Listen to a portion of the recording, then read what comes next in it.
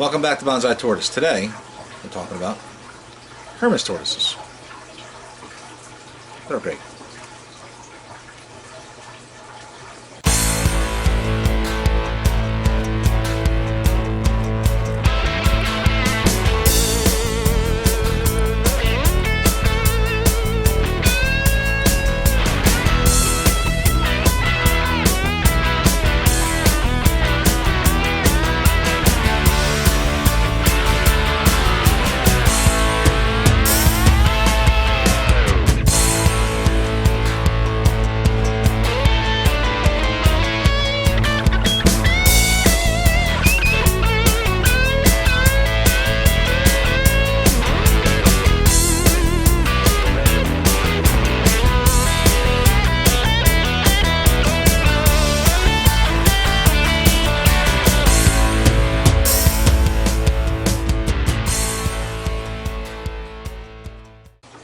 Okay, so here is our winter enclosure for our adult Hermann's tortoises.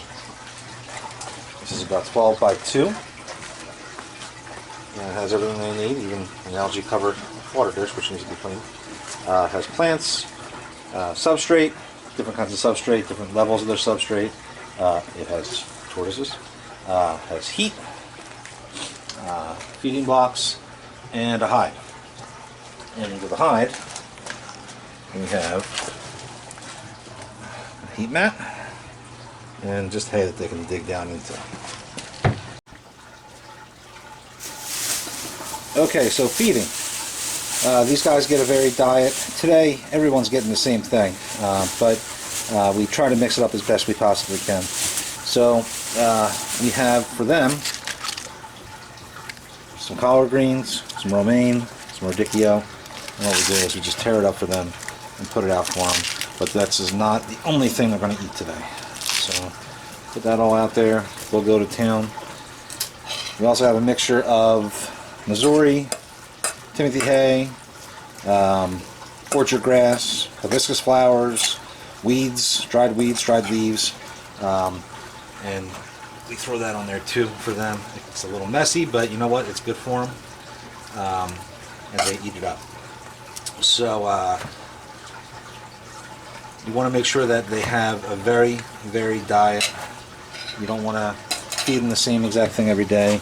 These guys get absolutely no fruit. They don't need it. They don't ever need it.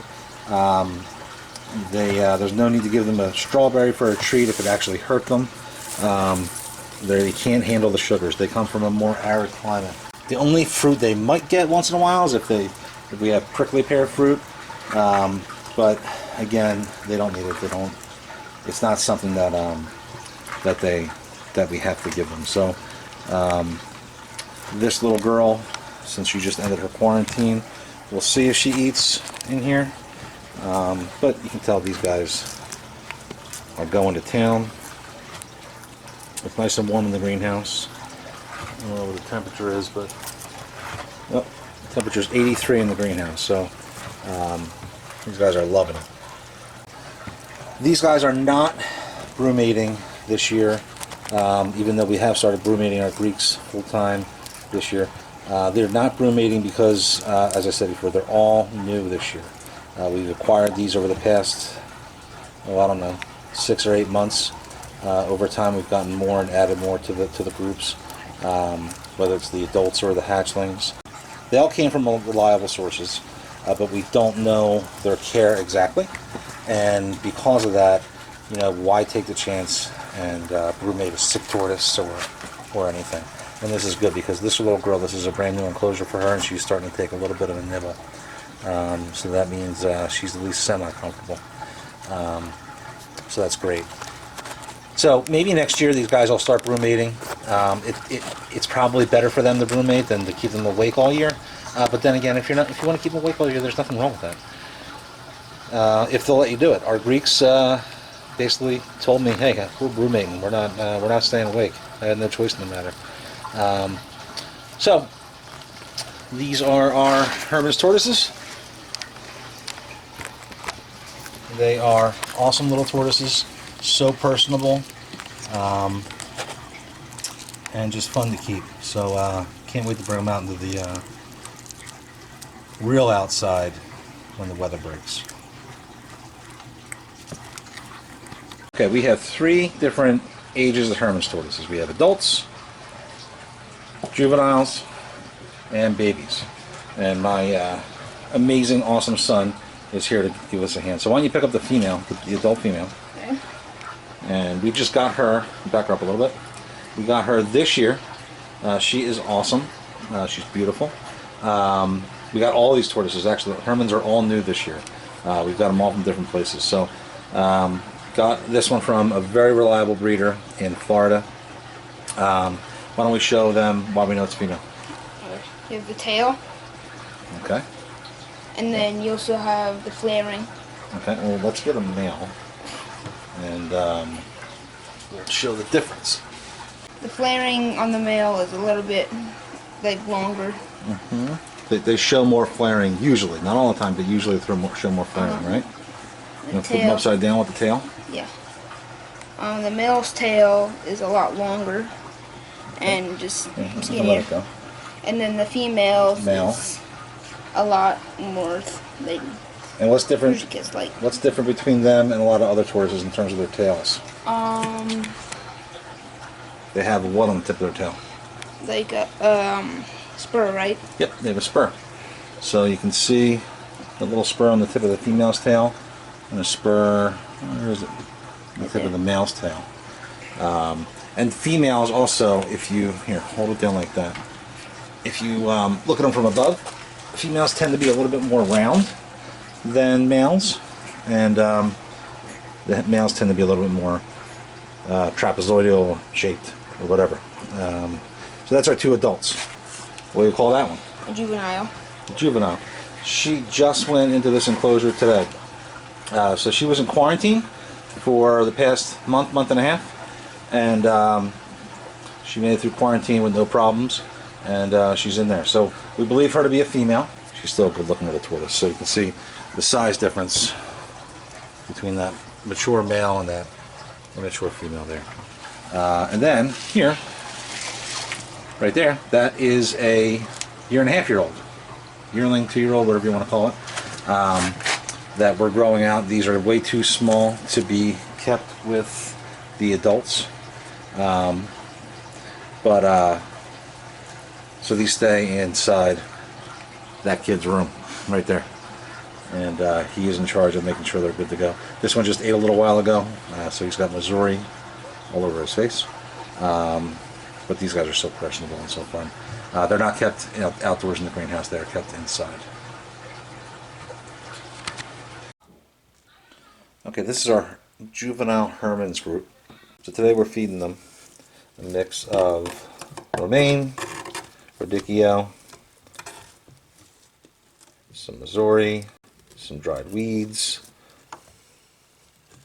some hibiscus, all good stuff. They are voracious. They will go after an attack, and they're cool. So there's 5 of them in here. One day, depending on gender, these guys will be introduced to our adult group.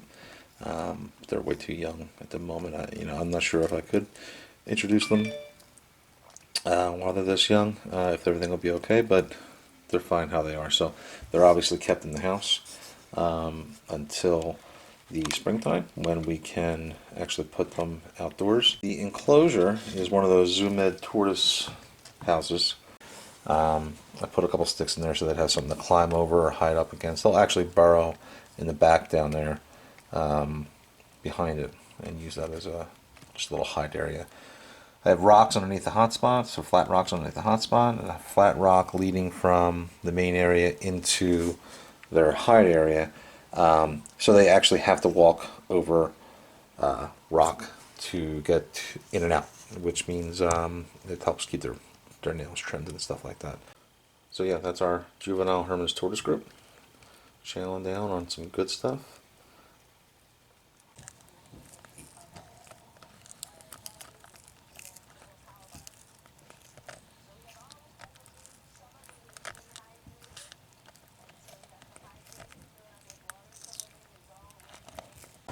In a lot of my enclosures, you can tell I put the blocks out there, so it forces them to walk over them. So you can tell this one block that these two females are eating on here is it leads into their hide. So they have to walk over that to get into their hide. And why is that? Why does that matter? Well, I think it helps keep their nails a little trimmed, to be honest with you. Keeping them as natural as possible, giving them rocks and stuff to walk on, to climb over, just helps with gives them a little exercise, keeps their nails trimmed down, and just keeps things a little bit less static for them. Also, keeping them and feeding them on blocks or stones or whatever helps them trim their beak down. You ever see a tortoise with a really, really long beak? There's a lot of reasons for that. One of them is usually diet.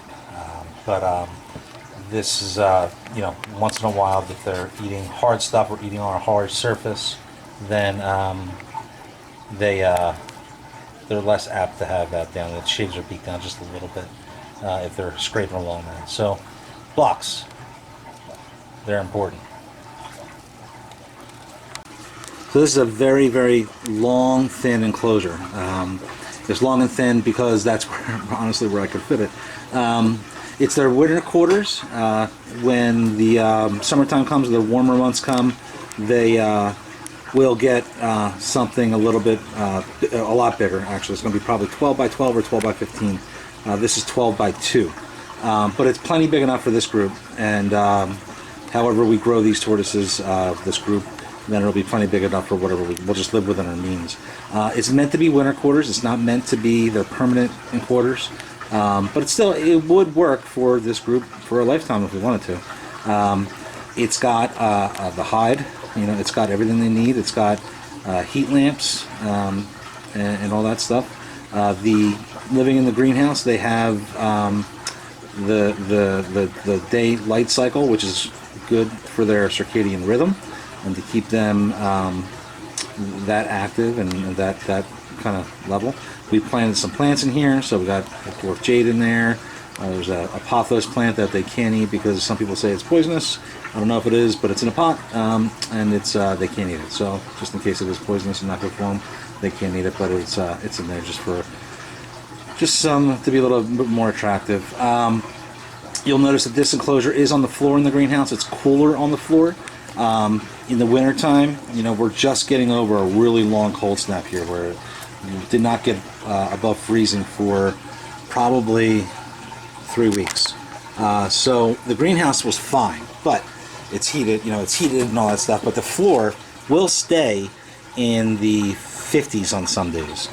When the sun comes out in the middle of the day, it will warm up, but this level where it is helps them. They need a little bit of a cooler time, for lack of a better word.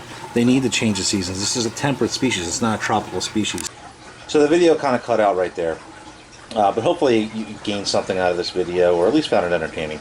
Like I said, this is our first year with this Hermann's group. Their care is similar to other kinds of testudo species. We've kept Greek tortoises for years. It's not exactly the same as Greeks, but it's pretty darn close. So hopefully you got something out of this, found it interesting, entertaining, or otherwise. We'll do more videos on the Hermann's tortoise as time goes on. Maybe we'll go into finer detail on some of the things I discussed in this video. Maybe we will find new topics about Hermann's tortoises to do videos about. But if anybody has any questions, please feel free to reach out, leave a comment, and like and subscribe. Thank you.